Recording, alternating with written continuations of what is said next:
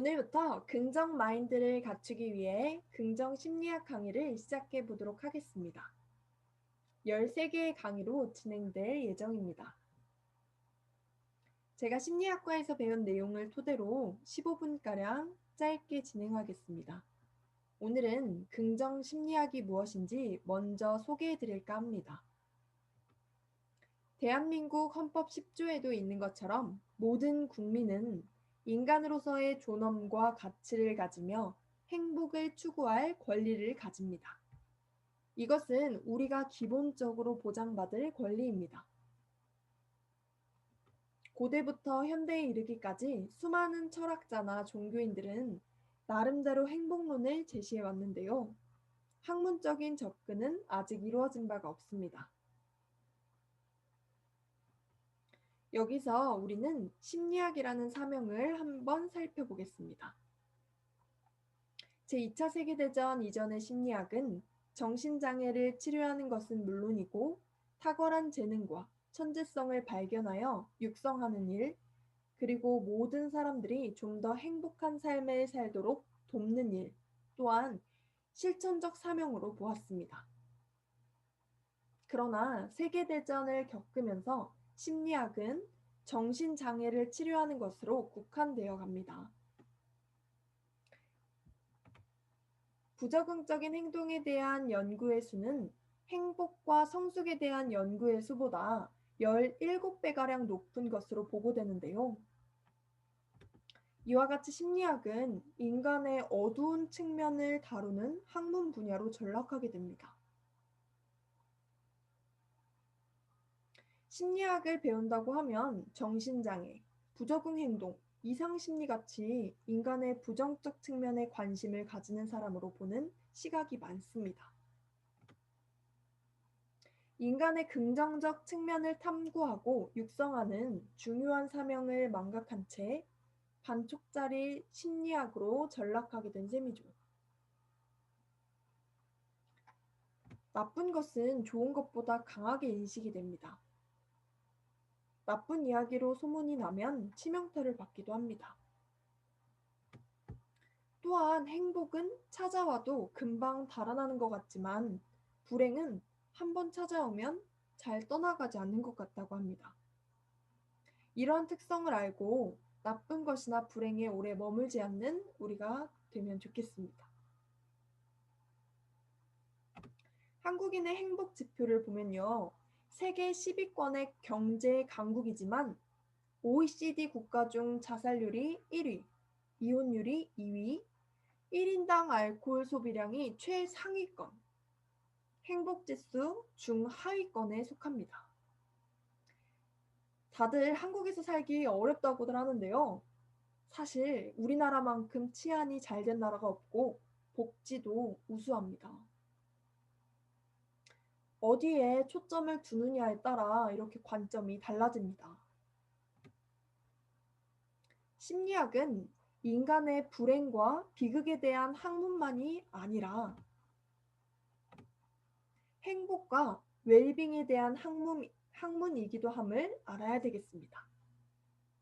덜 불행해지는 것도 있지만 더 행복하기 위해 배우는 학문입니다. 불행의 극복 방법과 행복의 증진 방법은 다릅니다. 오늘부터 행복 증진을 위해서 배워보도록 하겠습니다. 지금은 제가 관심을 두었던 내용 중에 하나인데요. 기존의 임상심리학이라고 하면 장애나 부적응, 약점이나 결함에 초점을 맞추어서 질병 모델을 다루었습니다. 그러나 정신건강 모델의 새로운 관점에서는 이 정신건강이라는 것은 결함과 손상이 없는 상태가 아니라 개인의 강점과 능력이 최대한 발현되는 상태로 이해되어야 함을 지적하고 있습니다. 이는 정신질환의 심각성을 측정하는 것과 별도로 내담자가 경험하는 안정감 수준을 평가해서 고려해야 한다 이야기합니다. 치료적인 개입을 넘어서 개인의 행복과 자기 실현을 지원하는 것. 이것이 바로 긍정 심리치료의 지향점입니다. 물론 부적응이 심하고 정신질환 상태가 심각하면 이 기존의 임상 심리학을 통해 평균적인 적응 상태로 끌어올려줘야 합니다. 아무래도 기존 임상 심리학은 질병에 많은 연구가 이루어졌으니까요. 그러나 평균적인 적응 상태에서는 긍정 심리학을 통해서 행복한 자기 실현 상태로 끌어올릴 수 있다는 것입니다. 그럼 지금부터 정신건강 모델의 닉 부이치치라는 사람의 영상을 보도록 하겠습니다.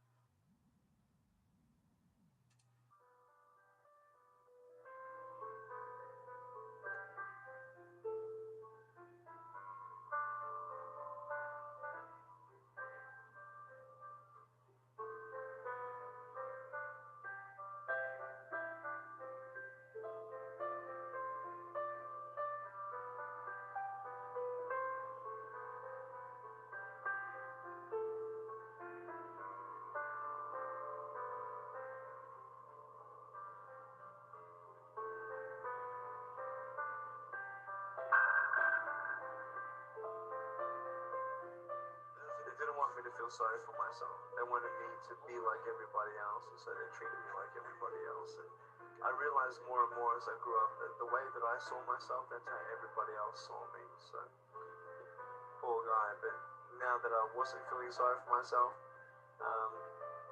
people had respect for me, and started seeing an inspirational sort of side to my life.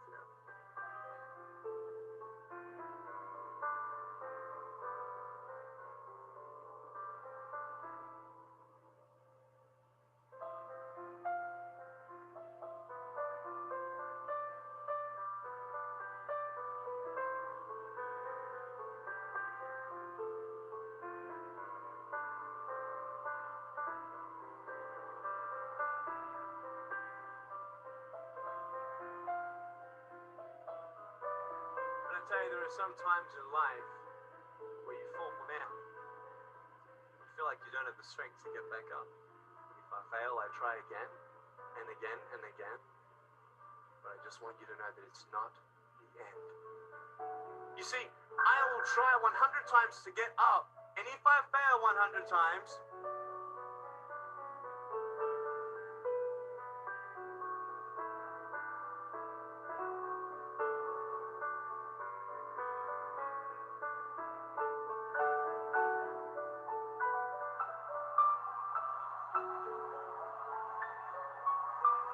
I am happy.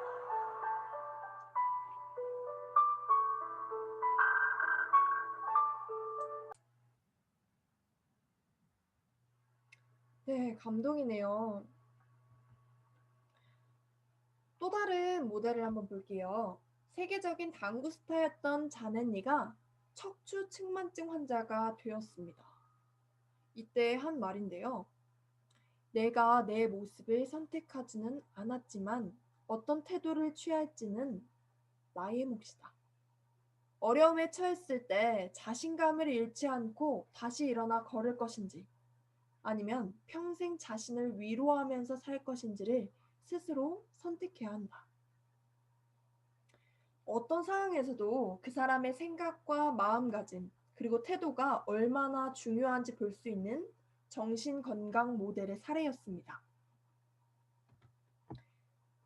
자, 긍정심리학은 1998년 미국 심리학회 회장인 마틴 셀리그만에 의해 제창되었습니다.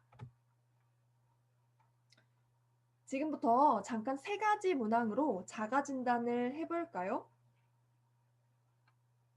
첫 번째, 나의 일상생활에는 유쾌하고 재미있는 일들이 많다. 전혀 아니면 0점, 약간 그러면 1점, 상당히 그러면 2점, 매우 그러면 3점을 주시면 됩니다. 두 번째로, 내가 하는 일에 의욕과 열정을 느끼고 있다. 선택해 주시고요. 세 번째, 나는 가치 있는 일을 하며 살고 있다. 선택해 주시면 되겠습니다. 자, 1번은 즐거운 삶, 2번은 열정적인 삶, 3번은 의미 있는 삶인데요. 여기에 숫자를 넣어보면 어느 쪽으로 삼각형이 만들어지는지 볼 수 있겠죠. 정삼각형으로 갈수록 더 건강한 상태입니다. 지금 이야기한 이 즐거운 삶, 열정적인 삶, 의미 있는 삶, 이 세 가지가 바로 성격에 있어서 대표 강점이 되겠습니다. 생각, 마음 및 행동에 반영되어 있는 긍정적 특질인데요. 개인이 지닌 이 대표 강점을 발휘하며 사는 것이 진정한 행복임을 이야기합니다.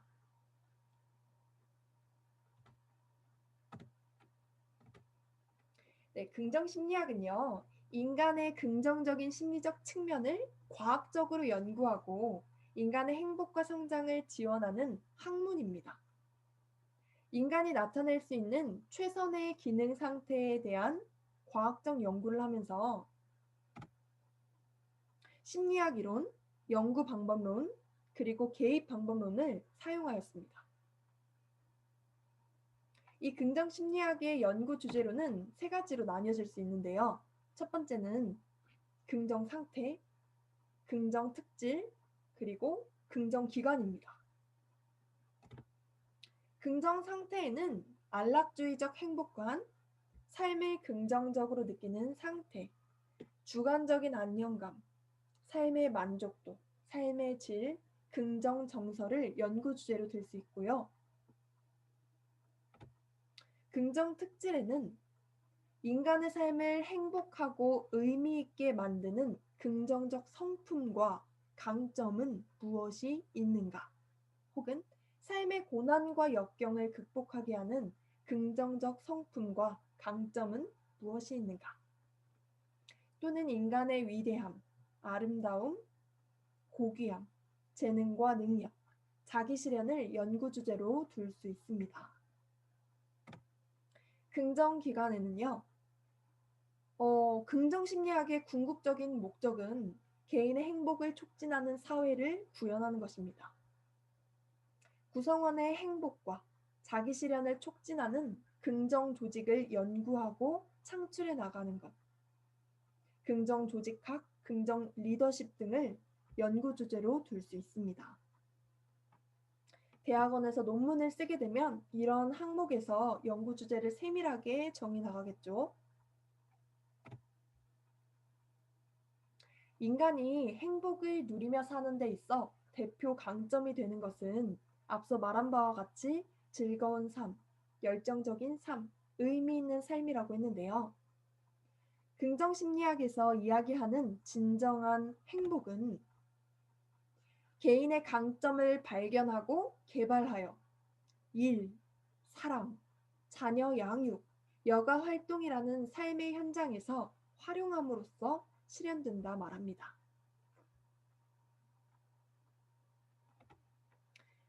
긍정 심리학은 인간이 근본적으로 행복과 성장을 추구하는 존재라는 것을 가정해 두고 있고요.